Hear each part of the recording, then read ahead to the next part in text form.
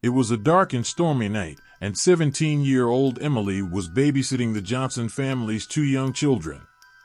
The parents had gone out for a rare night on the town, leaving Emily in charge of their precious little ones. As the night wore on, Emily began to feel uneasy.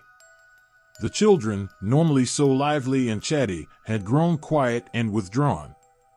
They seemed to be staring off into space, their eyes glazed over with a strange, otherworldly look.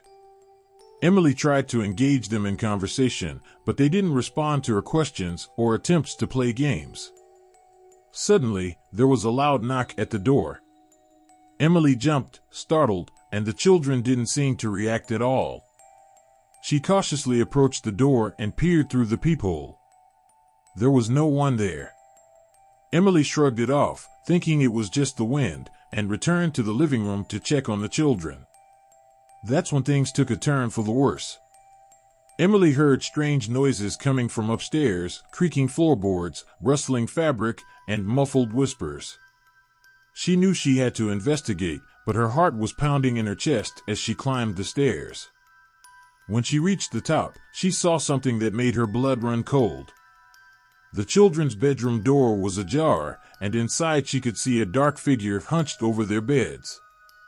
It was whispering something unintelligible, and the children were completely still, as if under some kind of spell.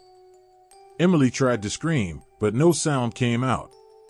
The figure turned towards her, revealing a face twisted with rage and malice.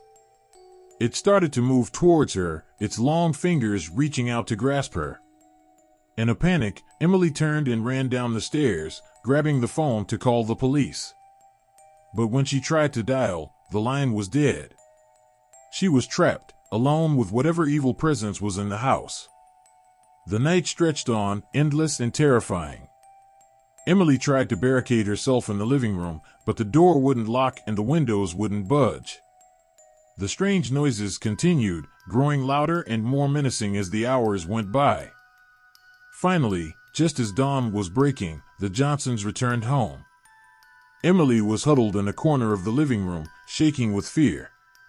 When she told them what had happened, they didn't believe her. They said she must have just had a nightmare, or that she was trying to play a prank on them. But Emily knew what she had seen and heard.